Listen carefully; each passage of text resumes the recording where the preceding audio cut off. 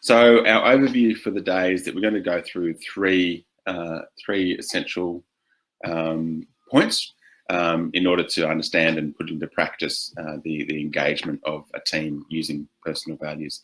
The first one is understanding values, and essentially what we need to do there is differentiate values from goals, which are commonly confused.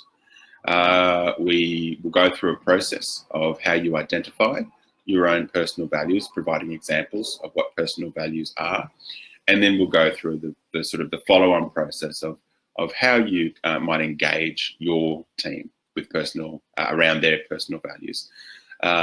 At that point, I think, I'll be really inviting questions from you guys on the ground as to how you might do that, and might be a bit of brainstorming from you as to how you might do that best.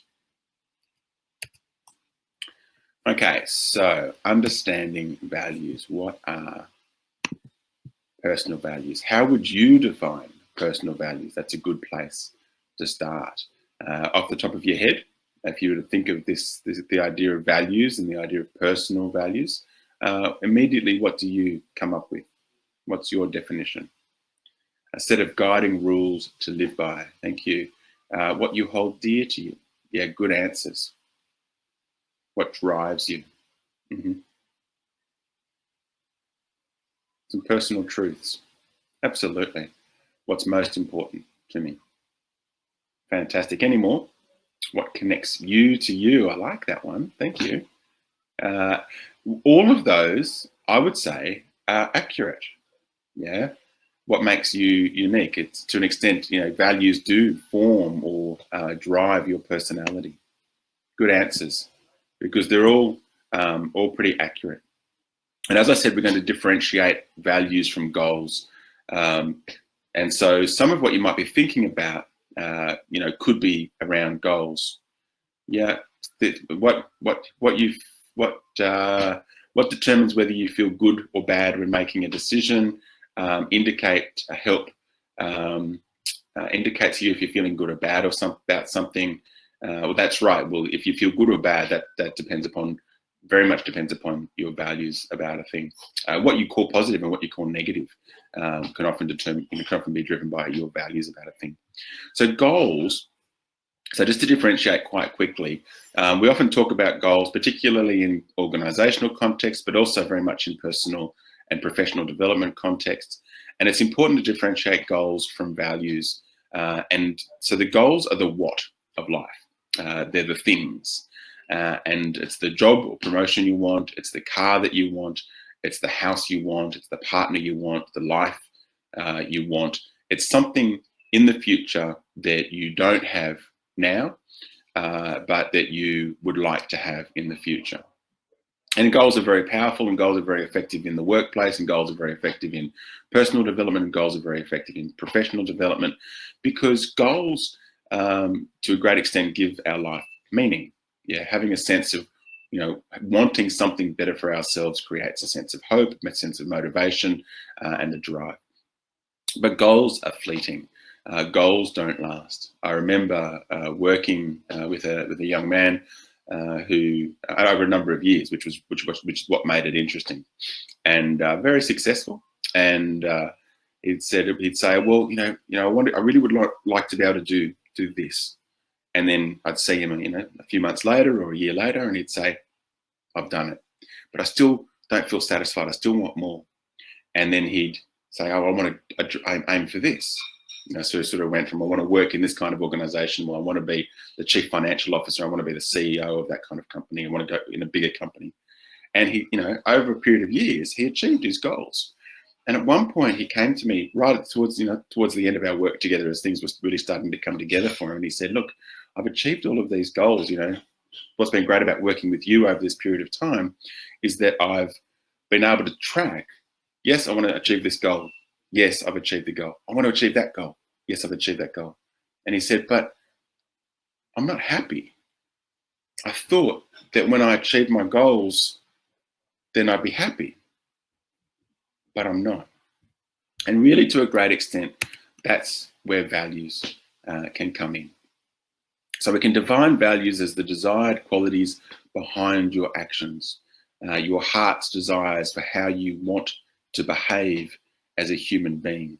Someone was saying, what steers you towards your goals? And I think that's close, and because it's how you get to your goals. It's how you behave, how you treat yourself, how you treat other, how you treat the world around you as you're moving towards your goals. Those are your values. They're the how of life, and they are enduring. They persist. As goals come and go, your values will persist. Having said that, values don't stay the same. Our values change right throughout our life. And so these, I've listed here a few of the most common values, and these tend to be big ones. These tend to be quite core values for people, and we'll talk about core values in a moment. Things like freedom, the ability to do what I want to do when I want to do it. Connection, connecting with other people, feeling part of something bigger than myself, in terms of a group. Meaning and purpose, feeling like what I'm doing is personally important to me. Contribution, feeling like I'm giving back to society, with a sense, often having a sense of gratitude, or sometimes even the people are driven by guilt. I've been given so much, I need to give back. Safety and security, a lot of people value safety and security, feeling that they are safe in their own homes, feeling that they are secure, very often financially, so that they are able to sort of move beyond the basic needs.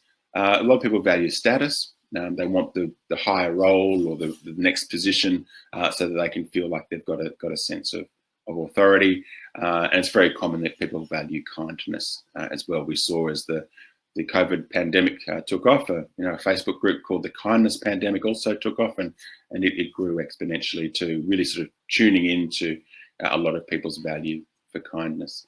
But values change over time. And my example is I went to when I was in my, must have been my late 20s, I had a couple of small children, and for those of you who have done the parenting thing and gone through the experience of having small children, you can probably relate to the experience of going from being single and independent and having goals and wanting to achieve in terms of study and career and finances and things that you might want to do, like I love to travel, I love to climb mountains, I love to whitewater raft in powerful rapids in rugged places.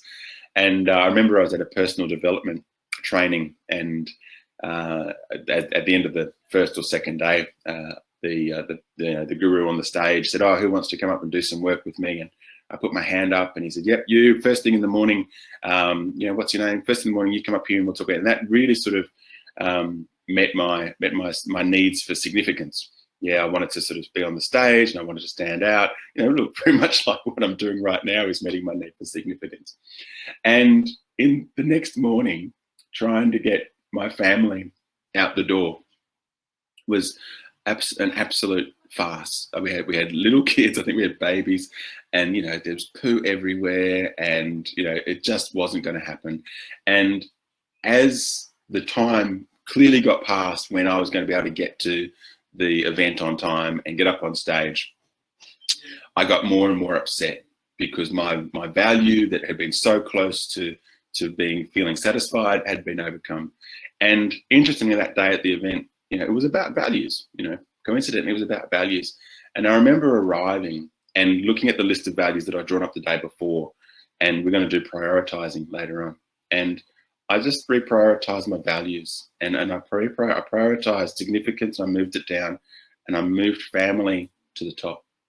And as soon as I put family as my number one value, and I sat back and went,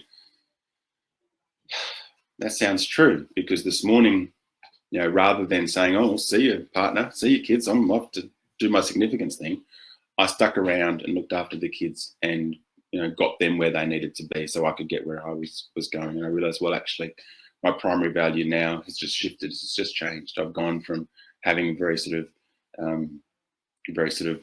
independent values to values of family. And as soon as I did that, my anxiety, my stress, my worry, my frustration just disappeared. And I was like, oh, okay. Now that my values have been straightened out, I realized that I did the right thing. Okay. So Most people don't even know what they value. Do you know what you value? I saw earlier someone wrote integrity. That's a big one. What do you value? Just throw some things out there for now. And I want you to also have a piece of paper next to you or another notepad on a device and start jotting these down. Authenticity, emotional intelligence, strong relationships, family, security, well-being, honesty, autonomy, family, the earth, honesty, appreciation, respect, family's health and well-being, empathy, family, independence. Great, keep them coming. Well-being, self-awareness, authenticity. So we'll go through a process now which is going to help you drill down. I've got some kindness, courage, humility, equity, a fair go, forgiveness. And we'll go through this process that will help you draw out even more values from yourself and also from your team.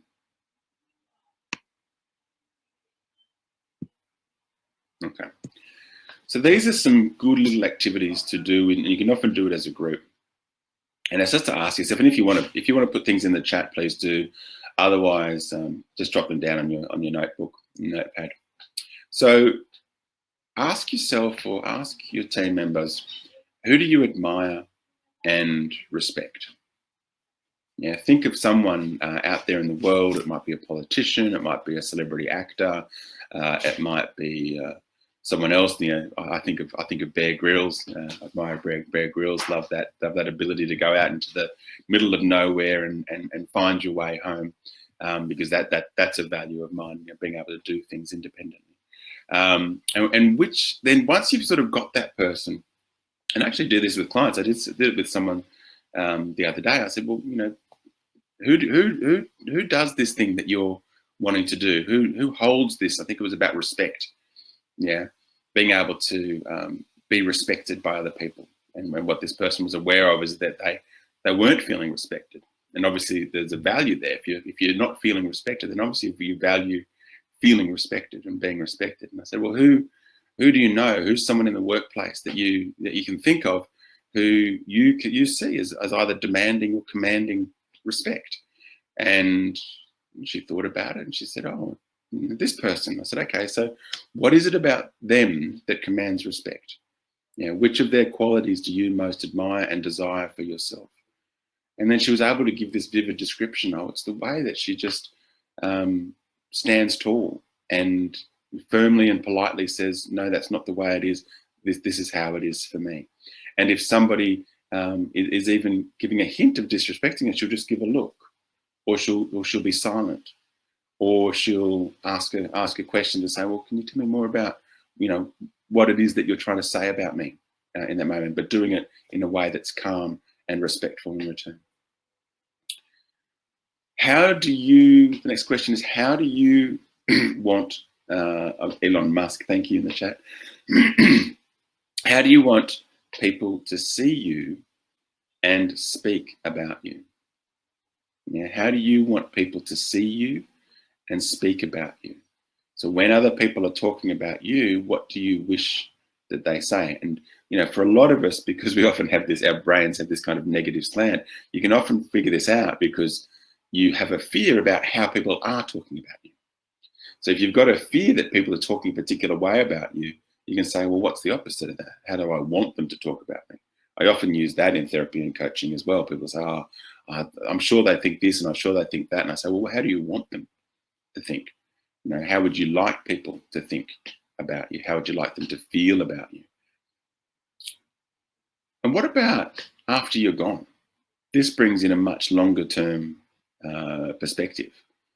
So, and often it's the, you know, if you sort of, you know, the lights are going out and there's another light in the distance, and you're seeing your life in review, you know, what would you like to have experienced? What would you like to have lived your life by? If somebody wrote an obituary about you, and often people will write their own obituaries. You know, if somebody was to write an obituary about you, what would you want it to say? What would you want it to say? You know, Nigel was the kind of person who. The third one here, another good one, is if you had all of your goals achieved. You'd achieved all of your goals. You had all the money and all the time that you needed, how then would you treat yourself, others, and the world around you? In other words, when the need to strive and crave and reach and push and pull and climb the ladder, if that's all gone and everything else is taken care of, and it's just you in the world with other people, doing whatever it is you want to do, however you want to do it, then what are you doing and how are you doing it? So hopefully you're just writing lots and lots of things down, because that's the way to come up with a list of values.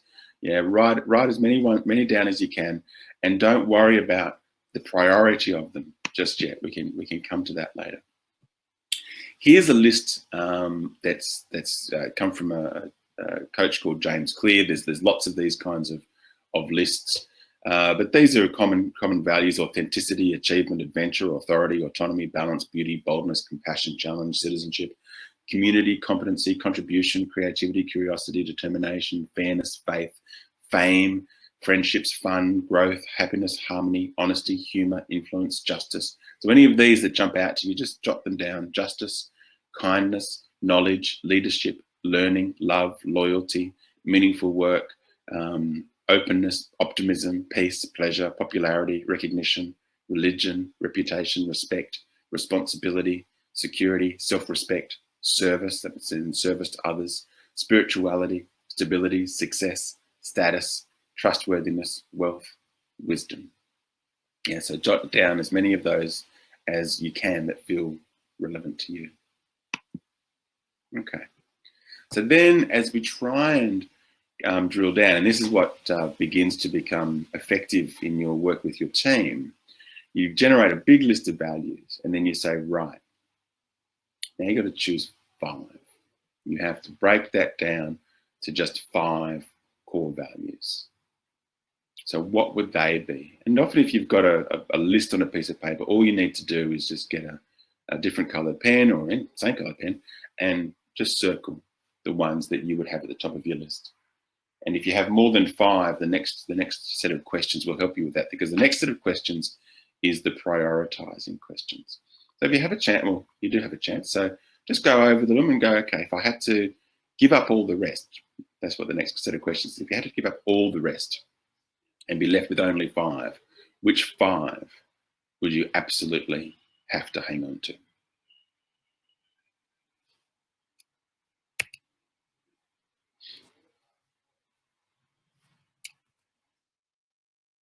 I can do it for a moment, Catherine, but not for long. We've only got 10 minutes left in the webinar. Okay. So if you had to give up, so this is how you can get to this list of 5. So, if you have to give them all up and be left with only 5, which would you hang on to? And then again, you just ask those questions again. So now you've got 5. If you had to give up one, which would it be? And this often takes a little bit of time. And if you're human like the rest of us, then it will be a little bit emotionally excruciating, particularly as you get closer to number 1. It really gets tough. Number 4, okay, so once you've given one up, that's your 5th top value. Number 4, if you had to give up one of your remaining core values, which one would it be? And again, that becomes your 4th. If you had to give up one of your remaining 3 core values, which would it be? That becomes your 3rd. If you had to give up one of your remaining 2 core values, which would it be? And that becomes your 2nd highest priority value. And then you're left with number 1, your core value. Now, once people get left with their core value, you normally have an emotional experience that's very close to tears, as you've realized, yes, this is the one thing that if I gave up all others, this is the one thing about me and life that I would not give up. Other people I've heard put it as, this is the thing that I would die for. I would die to protect this core value. So how then do we engage your team? So the first thing is to go through that process with them. Come up with a list of 5 values. Once your team has a list of 5 core values, and it's changeable, then you are in a position to have ongoing conversations with them. At Uprise, we promote a model called wellness action plans, which is a well-researched and well validated and implemented model around the world in large organisations.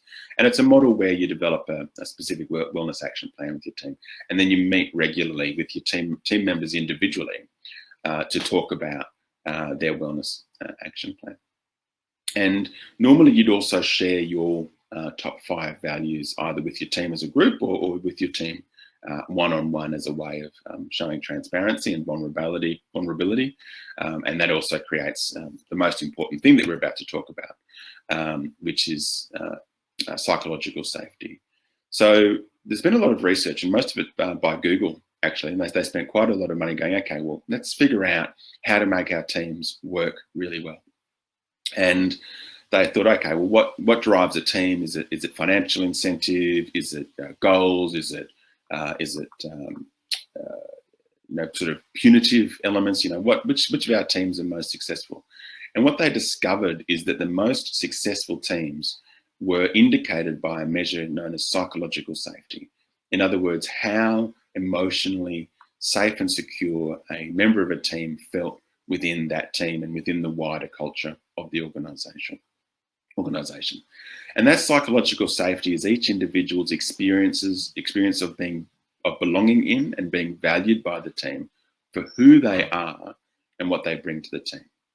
So when you ask about values, and when you get your team members to write down their values, and when you say, yes, I'd like to have a copy of those values that I can review with you on a regular basis, you are saying to your team, I value you for who you are. And not just who I think you are, I value you for the things that are most important to you. I value what's most important to you, which is your personal values. So in the one-to-one catch-ups, that you can then ask over a period of time, these 5 values and there's that list, are they still serving you?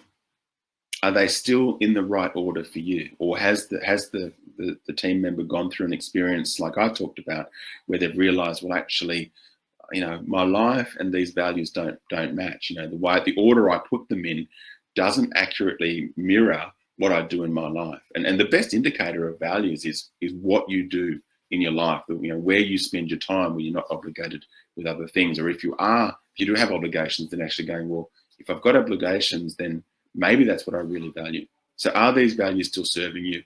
Are they still the right priority of values? And then you talk about work. How is work supporting or detracting from your values? Yeah. How is coming to work supporting you to live in alignment with your values?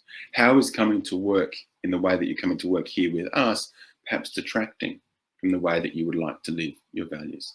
And then how can we then, therefore, fine-tune what you do and how you do it to better bring your personal values and your work goals into better alignment? Let's do a process of, and you can do this as a team, because you can sort of share the organisational values, and most organisations now have values alongside their mission statements. Well, these are our organisational values. How do they fit with your personal values? Are there any clashes there? Okay, well, what might we be able to do about that help and support you to feel like the work you're doing is much more in alignment with who you experience yourself to be as a person?